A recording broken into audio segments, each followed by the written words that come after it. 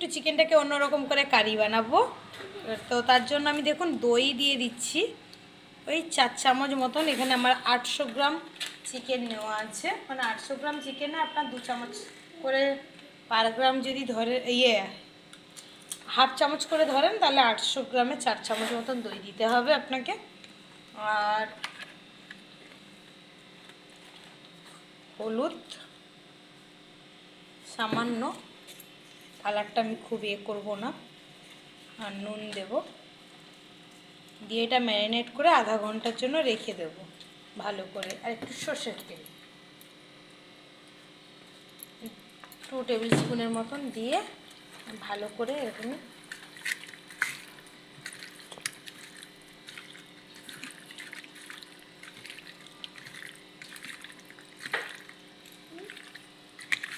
দিয়ে আমি একটা মশলা বানাবো, আপনাদেরকে দেখাচ্ছি অন্যরকম করে একেবারে মশলাটা বানাবো। দিয়ে মাখিয়ে রেখে দেবো, এরকমই আধা ঘন্টা রেখে দেবো। ম্যারিনেট করে তো আমি রেখে দিয়েছি আধা ঘন্টার জন্য। এখন আমি সব মশলাগুলো নিয়েছি, আপনাদেরকে বলে দিচ্ছি। 5টা শুকনো লঙ্কা নিয়েছি, এগুলো খুব ঝাল নেই বলে আমি 5 পিস নিয়েছি। না হলে আপনারা কম বেশি কিছু একটা করতে পারেন, মানে আপনাদের ঝাল অনুযায়ী করতে পারেন, কিছু একটা না। নিয়েছি 1 চামচ মতন গোটা গোলমরিচ, 1 চামচ জিরে, 2 চামচ ধনে, সাজিরে সামান্য 2 চিমটি। এখানে আছে দারচিনি, লবঙ্গ, গোটা এলাচ আর গোলাপের পাপড়ি। আর এখানে দিচ্ছি বড় একটা এলাচ আর এই ছোট টুকরো একটা জায়ফল। এখানে সাদা তিল আর মৌরি। এটাকে আমি হালকা রোস্ট করে নেব, রোস্ট করে গুঁড়ো করব। আর আদা রসুনটা আমি পেস্ট করে নেব একসঙ্গে। দেখছেন মানে বেশ সুন্দর রোস্ট হয়ে গেছে, একটা সুন্দর গন্ধ আসছে। এই পর্যায়ে আমি নামিয়ে এটাকে ঠান্ডা করতে দিয়ে দেব। হালকা রোস্ট করে নেওয়া।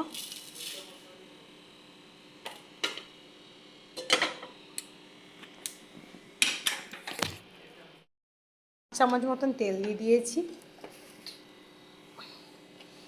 আর যেমন আপনাদেরকে আমি বলি যে আলু ছাড়া আমরা মাংস তত একটা খেতে পারি না, কারণ আমি মাংস একেবারে পছন্দ করি না। তো তার জন্য আমি কয়েক পিস আলু নিয়ে নিয়েছি। বাবাও আলু ভালোবাসেন, বাবা মাংসটা তো ওই 2 টুকরো মাংস নেবে, আলু একটু নেবে, তার কারণে আমরা আলু দিচ্ছি। আপনারা চাইলে আলুটা স্কিপ করে দিতে পারেন, মানে না চাইলে দিতেই পারেন, দেওয়ার দরকারই নেই। আমরা ভালোবাসি বলে দিচ্ছি। যদি রুটি, আমি আজকে অবশ্যই এটার সঙ্গে লুচি বানাবো, কারণ আজকে 25শে ডিসেম্বর, সকাল থেকে সেই কিছু ভালো রান্না করা হয়নি। তো ভাবলাম এটা বানাচ্ছি তখন আপনাদের সঙ্গে শেয়ার করি। তো এটা খেতে খুব ভালো টেস্টি হয়, আর বাড়িতে সবাই খুব ভালো খায়। এটা আমি আলুটাকে লাল লাল করে ভেজে নেব। এরকমই আমি হালকা করে ভেজে নিয়েছি, খুব ডিপ ফ্রাই নয়। আর একটু তেল অ্যাড করলাম, করে আমি গরম হতে দিলাম। এবারে আমি দিয়ে দেবো পেঁয়াজ। এখানে পেঁয়াজ ধরুন ওই 100 গ্রামের ওপর দিচ্ছি। হ্যাঁ, আপনারা সেইভাবে বুঝে দেবেন। আমার ধরুন 120 থেকে 25 গ্রামের মতন পেঁয়াজ আছে। এটাকে আমি এবারে একটু গোল্ডেন কালার করে ভেজে নেব। হালকা সোনালি কালার করে ভাজা হয়ে গেছে, বুঝতে পারছেন। এই পর্যায়ে আমি আদা রসুনটা দেবো, মানে টকটকে লাল ব্যাপারটা আজকে আমার আসবে না রান্নায়। রসুনটা আমি মিক্সিতেই বেটে নিয়েছি আজকে। এখানে আমি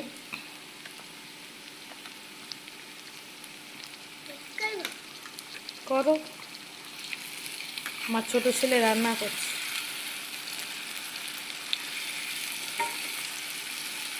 এই পুরো 3 চামচ দিলাম ধরুন আদা আর রসুন মিক্স করে। এই সমান ভাব আছে, আদা রসুনটা আছে, কম বেশি নেই, মানে আদা যতটা রসুন ততটা। আমি আদা রসুন মিক্স পেস্টটা 3 চামচ দিলাম, দিয়ে এবারে একটু ভালো করে কষিয়ে নিতে হবে। আর যে মশলাটা আমি করেছি সেটা গুঁড়ো করে আমি একটা কৌটোতে ঢাকা দিয়ে রেখেছি। কৌটোতে ঢাকা দিয়ে রাখলে গন্ধটা খুব সুন্দর থাকে, আপনারাও তাই করবেন, গুঁড়ো করে কৌটোতে ঢাকিয়ে দেবেন।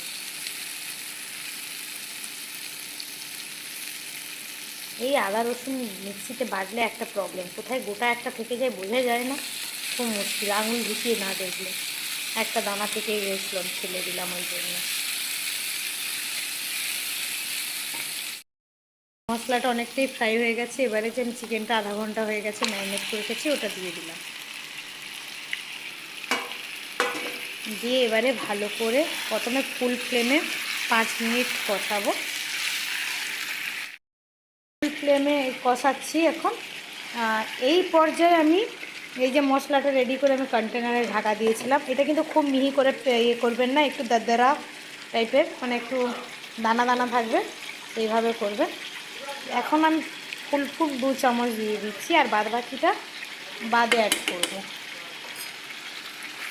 দিয়ে এবারে ঢাকা দিয়ে দেবো। চিকেন তো সেদ্ধ হতে বেশিক্ষণ টাইম লাগে না, সেটা আপনারা জানেনই সবাই, যারা রান্না করেন তাদেরকে শেখানোর কোনো কিছুই নেই এইসব। আমাদের মেয়ে মানুষদের, বিশেষ করে ছেলেরাও আজকাল এক্সপার্ট অবশ্যই, কিন্তু আমরা মেয়েরা তো প্রত্যেকেই রান্না জানি, সেই জন্য খুব একটা অসুবিধা হবে না এইভাবে বানাতে, সেটা আপনারা জানেনই। দিয়ে আমি আলুগুলো এই সঙ্গেই দিয়ে দেবো, কারণ না হলে আলুটা বাদে টাইট থাকলে আমার ভালো লাগে না। দিয়ে এবারে ঢাকা দিয়ে দেবো 5 মিনিটের জন্য। হয়ে গেছে, ঢাকা খুলেছি, দেখুন কতটা জল ছেড়েছে।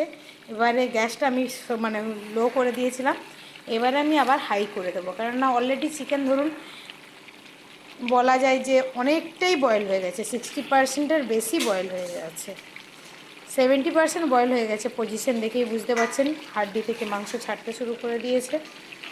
এবারে ফ্লেমটা বাড়িয়ে আমি জলটা টানাবো। তো ফ্লেমটা বাড়িয়েও আমি ঢাকা দিয়ে রাখবো যাতে আরেকটু বয়েল হয়ে যায়, যেহেতু আমার আলুও দেওয়া আছে সঙ্গে, সেই কারণে।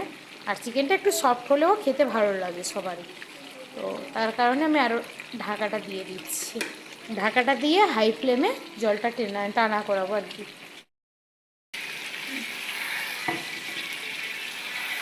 দেখুন তেল ছাড়তে শুরু হয়ে গেছে সুন্দরভাবে।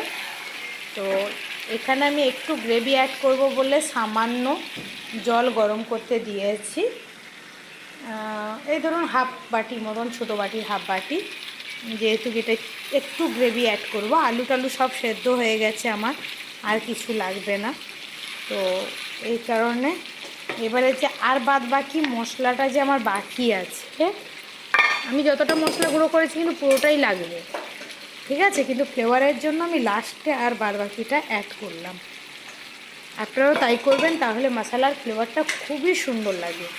আর মশলাটা খুব মানে রাফ মানে গুঁড়োও করবেন না, আবার খুব মিহি করবেন না, মোটামুটি, মানে মুখে খ্যাসখ্যাসেও যেন না লাগে, আবার প্লাস একেবারে মিহি হয়ে গেলে গেদে গ্রেভিটাও যাতে না হয়, সেইভাবে করবেন, দিলে খুবই টেস্টি হবে খেতে।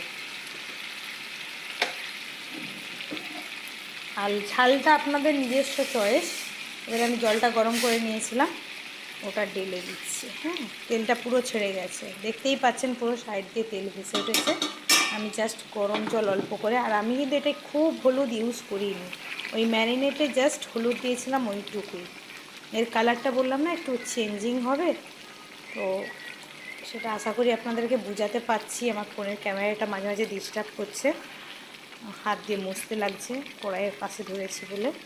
এবার আমি এই মশলাটা দিয়ে জলটাও দিয়ে দিয়েছি। এই সময় আপনি নুনটা টেস্ট করে নিয়ে যা লাগবে দিয়ে কম আছে 5 মিনিট ঢাকা দিয়ে দিচ্ছি আমি।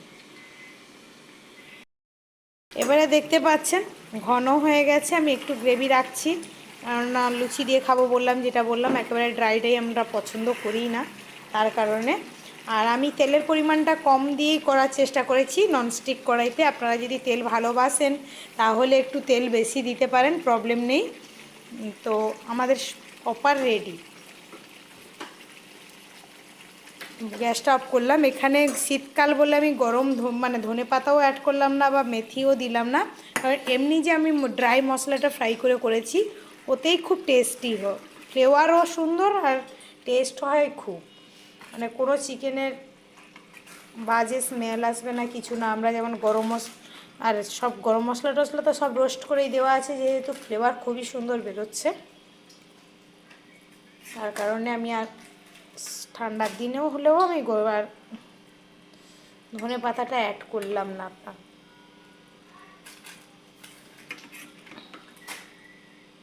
আর এর কালারটা দেখছেন অন্য রকম পুরো। তো এইভাবে বানিয়ে ট্রাই করুন সবাই, আর প্লিজ কমেন্ট করুন কেমন লাগছে, ভালো খারাপ যাই হোক সামথিং, তো বলবেন একবার, জানাবেন, প্লিজ ট্রাই।